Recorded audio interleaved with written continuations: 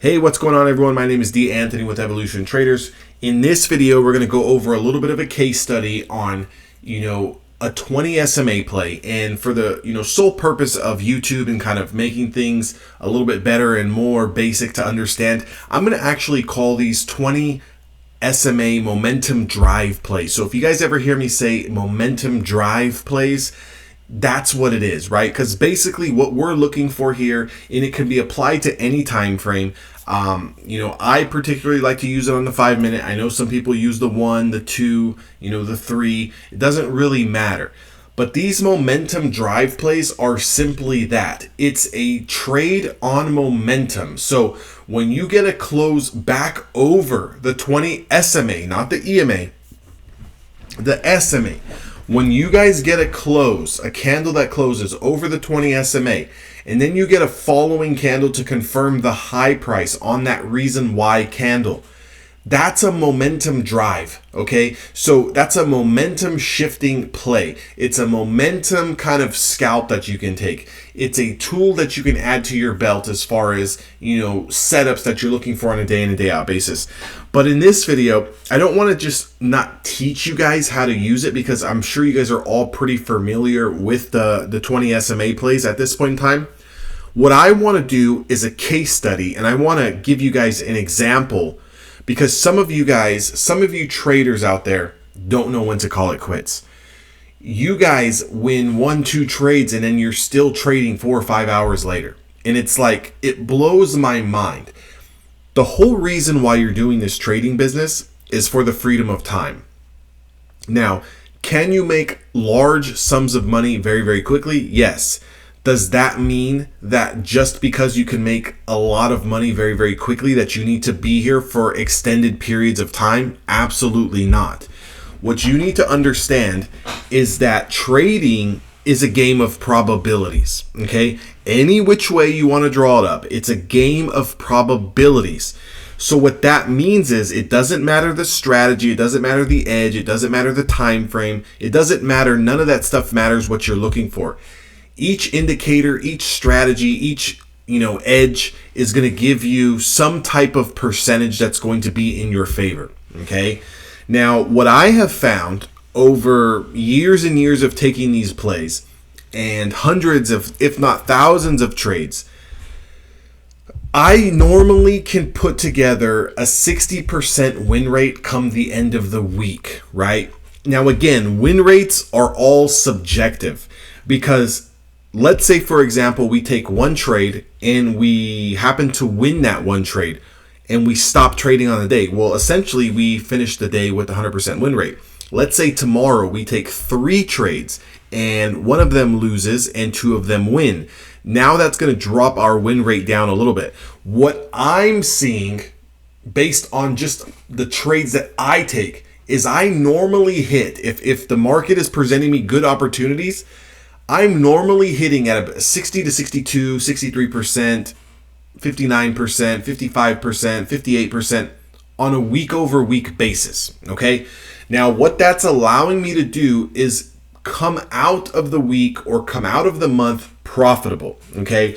Meaning your balance is higher at the end of the week, end of the month than when you started. That's the whole goal. Now, for you, whether you're profitable or coming out of the week positive plus 100 or positive plus 100,000, positive is positive. We can work on the numbers and the position sizing and the scaling up to make more money later.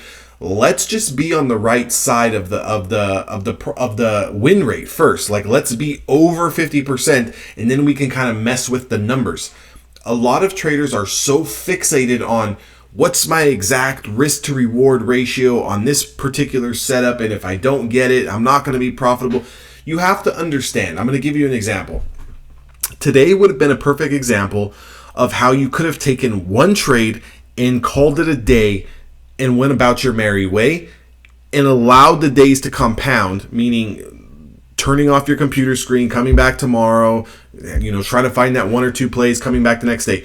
What I'm seeing is so many traders are hitting the first trade of the day for a win, or maybe the second trade of the day for a win, and then it's like 2 or 3 hours have passed by and you're still sitting there looking for setups. Guys, The idea is not to sit here all day and try to find each and every single setup. The idea is to analyze our risk. How much do we want to put forth on the table? And let's take 1, 2, 3 trades. And if those 2, 3 trades happen to be profitable, let's stop trading. That way we can come in tomorrow with more confidence. We can come in with a big momentum boost. We can come in with another day that we can, try to compound some gains. Okay, let's look at the other side of the script. Let's say the first 1 or 2 trades you take is a loser, or they're losers, right? Okay, fine. How about we back off instead of looking all day to find more setups because, well, if I take another trade, maybe this one's the one that brings me back. How about we just stop? How about we just take a deep breath? Let's do one right now, actually. Let's take a deep breath and let's relax. The market is not going anywhere. The better you get at cutting yourself off from taking trades, the more profitable you're going to be. If you're the type of person that wants a setup or a strategy that you can take a gazillion trades a day and just do this like a freaking robot for 23 hours a day, you're out of your mind. Mentally, your brain can only handle 2, 3, 4 trades max at a peak performance, okay? Because mentally, sometimes you get into the trade and it's pulling back and it's starting to stress you out, and then it stops you out and it's feels like a big defeat. Next trade you get into, goes green, and then it's back down to break even, and then it puts you in drawdown, and the next thing you know, it just shoots up and you're able to take profits. All of those situations that are going on are mentally draining that energy level, okay? So when the energy level gets drained, your ability to make good decisions starts to go out the window, okay? It starts to go out the window because when you can't operate at a high level, your decision making becomes irrational.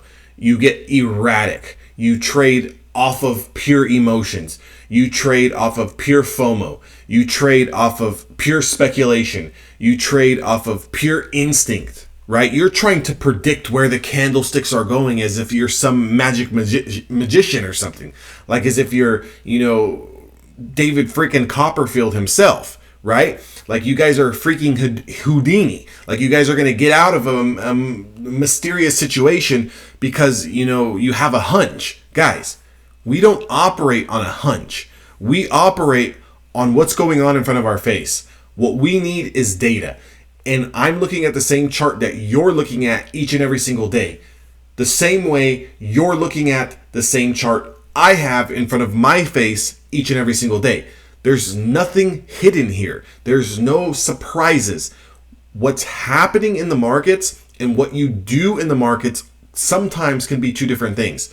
What's happening in the markets could be setting up beautiful short setups all day. But because you personally don't feel that we need to go lower, you're trying to buy every bounce instead of just going with the trend. Whose fault is that? Your strategy's fault, the market's fault, or your fault? Answer that question to yourself. Let me get me back into the point here. If you notice here at 6:35 in the morning Pacific Standard Time, we get a close back under the 20 SMA. The previous candle closed over the 20 SMA. However, there was no momentum, there was no drive because it never confirmed. Now at 6:35 in the morning, if you guys are playing this strategy, why did you not take it? It's a 44.5 point range, so you have to immediately analyze it and tell yourself one of two things. I'm either going to bring my position sizing down so low so I can withstand that 44 points, or I'm going to play my normal position sizing, the normal number of contracts, but I'm going to look to cut that ATR in half. Okay, so that range, that 44 point range, I'm going to cut that in half. If I enter this trade short and I get 22 points, I'm going to take my profits. That's my one and done trade for the day. If you guys played one mini contract and took 22 points, think about how much money you just made. You guys made well over $500, $600 on one particular trade. Okay, let's say you guys are playing micros. That's fine. Even if you traded 4 micro contracts, you are looking at, $40 a contract times 4. You're looking at a $200, $240, $260, almost $300 winner, depending on if you're trading 3, 4, 5, 6 contracts. I don't know how many contracts you guys trade. You have to tell me down in the description box, or in the comment section, how many contracts are you guys trading? That way I can give you guys a better, example of how much money you would make or lose. But for the sake of the video, let's say someone doesn't want to play the 44-point range on this reason why candle out the gate because they're hesitant and the market's volatile off the open and they don't want to get trapped. Okay, so let's play two. Let's play 2 micro contracts. If we give up 40 points, 44 points, we are essentially going to lose around $90 a micro contract. So that means if we're entering the trade with 2 micro contracts, the most we're going to lose is under $200. Guys, $200 is not that much money. You can afford to take a few losses at $200 and still climb your way back out of it. It's those of you guys who take a $200 loss here, a $700 loss here, you get angry and revengeful and you start, taking another $200 win here, but then you take a $900 loser. Let's keep our losses the same. Let's keep our wins the same. And let's make sure that our edge is providing a win rate over 50%. Do you start to see how you can be profitable? If normally when we enter trades, we're going to win $80 or $100, and normally when we lose, we're going to lose $80, $100, as long as we're winning over 50%, you're going to be profitable at the end of the month. How much is going to all determine on how many trades you're actually taking. Again, these numbers and statistics can get very, very complex and complicated because there's a lot of different factors that go into it. It's not cookie cutter. It's not, let me plug in this system and let me just take every single trade and let me trade like some type of robot. You're human. You're not a robot. You're not going to execute every single trade. You're not going to hit your stop loss every single time. You're not going to know when to take profits off a little early because the market's stalling and you're running into a higher time frame, supply zone. That's a given. However, back to the narrative. If you guys traded 2 micro contracts and let's say you gave yourself a 22-point stop loss, you would essentially have taken 22 points on the downside times 2 contracts. You would have made a little under $200, $150 to $200 on one potential trade. Now let me paint you guys a picture. If you can do that, where you can look for that one play or get lucky to be on the right side of the probability on the opening trade, because sometimes as a trader, you guys know that first trade that we take is a loser. It happens. I get it. What are we going to do? We're going to cry about it? Of course not. We're going to move on to the next trade. However, if you guys, and this is the whole point of the video right here, and I want you guys to really listen to this. If you guys take 1 or 2 trades early in the open and you manage to make $100, $200, $300, $90 early, quickly, stop trading. That is going to save your trading career. That is going to compound your account. That is going to get you funded. That is going to get you paid out from the funding companies. Do not, I repeat, do not take the opening trade for 22 points or 44 points and then tell yourselves, okay, great, I just made $200-$300. Where's the next one? That type of mentality, my friends, is going to get you killed and run over in the markets, okay? If you want to make more money, you have to increase your size. It doesn't mean you need to trade more. You want to make more money? Trade 1 mini. You want to make more money? Trade 5 micros. But let me tell you something, my friends.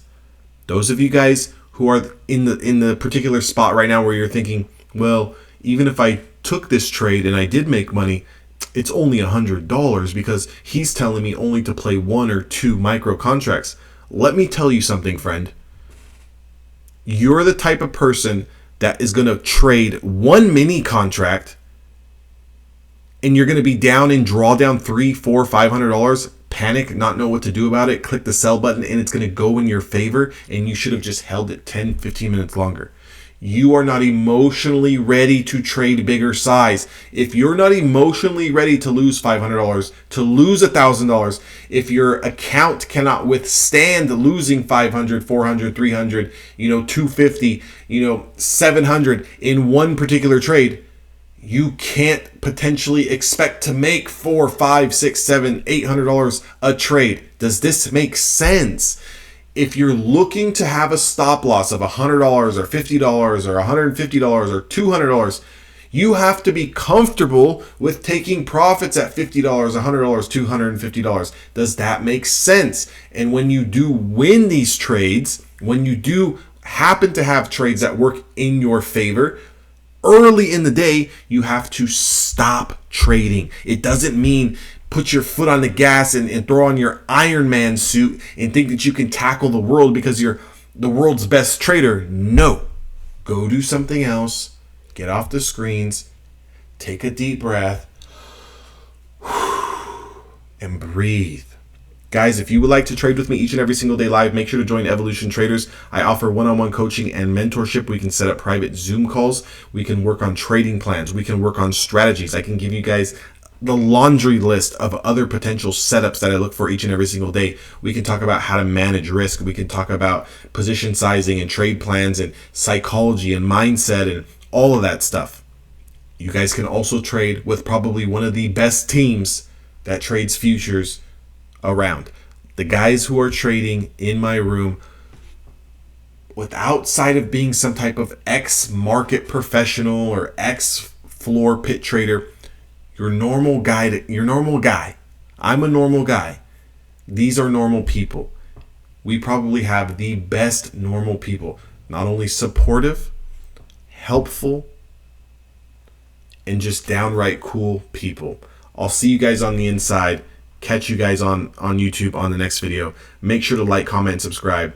And until next time, stay safe, stay calm, and breathe.